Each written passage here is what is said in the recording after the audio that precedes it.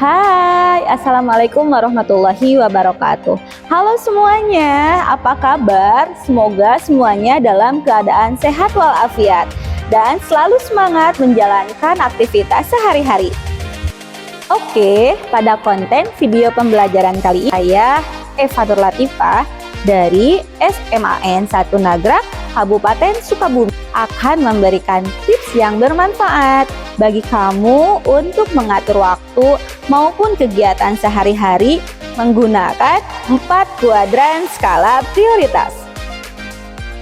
Yang pertama, kita harus tahu dulu apa sih prioritas itu.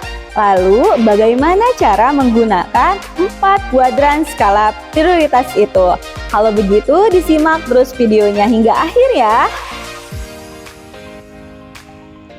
Nah, ini dia. Menurut para ahli, prioritas memiliki kata dasar prior, yang berarti primer atau dasar atau yang utama.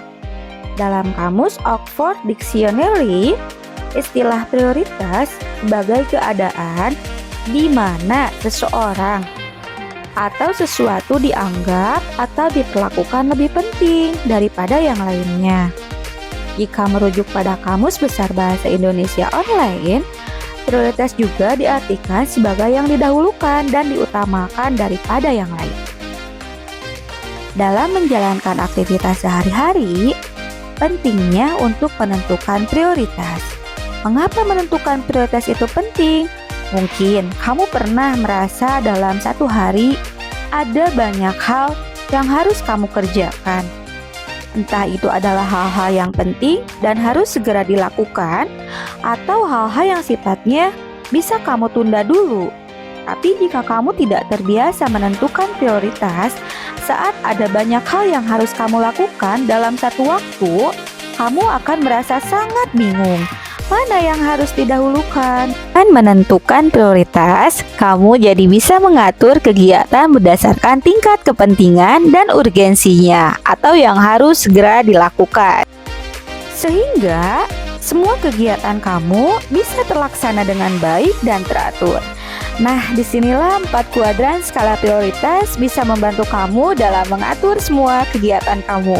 Oke, langsung saja berikut langkah-langkah dalam mengatur kegiatan kamu menggunakan kuadran skala prioritas. Hal pertama yang kamu lakukan, silakan buat atau tulis daftar kegiatan. Untuk mudahnya, misalkan kita buat kegiatan yang akan dikerjakan dalam satu hari ya. Oke, yang kedua, dalam daftar tersebut kamu masukkan semua kegiatan yang bersifat penting yang harus segera kamu lakukan, atau ada kegiatan yang ingin kamu rencanakan, bahkan kegiatan-kegiatan yang biasanya bersifat sepele yang cenderung membuang-buang waktu kamu, itu dimasukkan juga. Setelah semuanya sudah masuk dalam daftar, disinilah 4 kuadran skala prioritas digunakan. Berikut adalah 4 kuadran skala prioritas. Kuadran pertama untuk hal penting dan mendesak. Kuadran kedua untuk hal penting namun tidak mendesak. Lalu kuadran ketiga untuk hal mendesak namun tidak penting. Dan yang terakhir kuadran keempat untuk hal tidak penting dan tidak mendesak. Kuadran 1 segera lakukan. Kuadran 2 rencanakan. Kuadran 3 silahkan minta bantuan. Kuadran 4 diadakan. Berikut adalah contoh aktivitas yang dibagi ke dalam 4 kuadran skala prioritas. Jadi pada intinya di kuadran 1 adalah hal-hal yang harus kamu lakukan atau segera kerjakan. Untuk kuadran kedua adalah hal-hal yang perlu kamu rencanakan. Jadi ini bersifat jangka panjang. Pada kuadran ketiga ini, jika sebelumnya di kuadran 1 kamu banyak aktivitas, nah di kuadran ketiga ini kamu bisa meminta bantuan orang lain untuk melakukannya. Pada kuadran terakhir atau kuadran 4, ini adalah hal-hal yang bersifat sepele atau cenderung membuang-buang waktu kamu. Ini bisa kamu kurangi atau bahkan ditiadakan sama sekali. Nah, itulah cara bagaimana mengatur prioritas dengan menggunakan 4 kuadran skala prioritas. Semoga hidup kamu bisa lebih terencana dan teratur ya, sehingga kegiatan sehari-hari kamu bisa lebih produktif.